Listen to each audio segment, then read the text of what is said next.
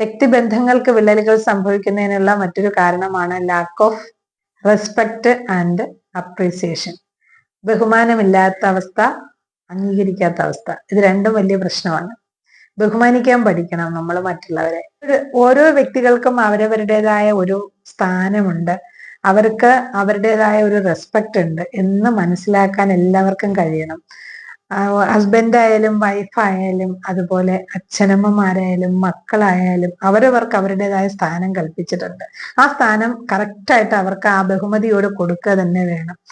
അതേസമയം അംഗീകരിക്കാനും പഠിക്കണം. അംഗീകരിക്കാൻ ചില ആൾക്കാരുണ്ട്, ഒട്ടും എന്തൊക്കെ നല്ല കാര്യങ്ങൾ ചെയ്താലും ഇത് നല്ലതായിരുന്നു എന്ന് മുഖത്ത് നോക്കി പറയത്തില്ല, ഒരു അഭിനന്ദനം പറയില്ല.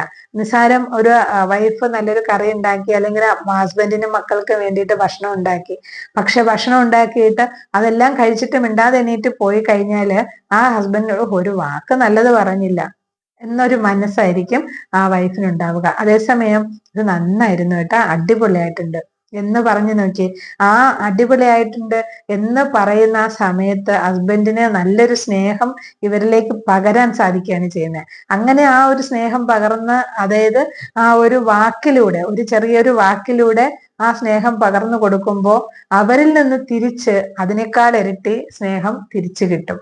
അപ്പോ അവരുടെ നല്ല നിമിഷങ്ങളില് അവർക്ക് കൂടുതൽ അടുക്കാനും കൂടുതൽ ജീവിതത്തിലേക്ക് സന്തോഷം പകരാനും ജീവിതത്തിൽ കൂടുതൽ വിജയം ഉണ്ടാക്കാനും ഒക്കെ സാധിക്കും. അപ്പോൾ അംഗീകരിക്കാൻ ഏത് കാര്യത്തെയായാലും, ഒരു ഇഷ്ടപ്പെട്ട് ഒരാളൊരു ഗിഫ്റ്റ് വാങ്ങി തന്നു, ആ ഗിഫ്റ്റ് വാങ്ങി തരുമ്പോൾ അവരുടെ ഇഷ്ടത്തിനനുസരിച്ച് വാങ്ങിയിട്ടുള്ളതാണത്. പക്ഷെ ആ ഇഷ്ടത്തിനനുസരിച്ച് വാങ്ങിയിട്ടുള്ള ആ ഗിഫ്റ്റ് നമ്മൾ വാങ്ങുമ്പോൾ അടിപൊളിയായിട്ടുണ്ട് കേട്ടോ, പക്ഷെ ചിലപ്പോൾ കൊള്ളത്തില്ലായിരിക്കും, അവരുടെ സെലക്ഷൻ ചിലപ്പോൾ മോശമായിരിക്കാം. പക്ഷെ എങ്കിലും നമ്മളത് പുറമെ പറയാൻ പാടില്ല. അവരുടെ മനസ്സിൽ വിഷമം ഉണ്ടാക്കുന്ന അപ്രിയ സത്യങ്ങൾ പറയരുതെന്നാണ്. അതായത് അവർക്ക് വിഷമം ഉണ്ടാക്കുന്ന, മറ്റൊരാളിന് വിഷമം ഉണ്ടാക്കുന്ന കാര്യങ്ങൾ പറയാതിരിക്കുക.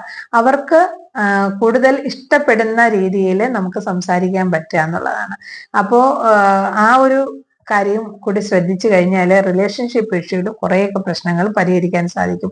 ഇനി ഇതിനെല്ലാത്തിനും പരിഹാരമായിട്ട് നമുക്ക് ഫൊർഗീവ്നെസ് ചെയ്യാം.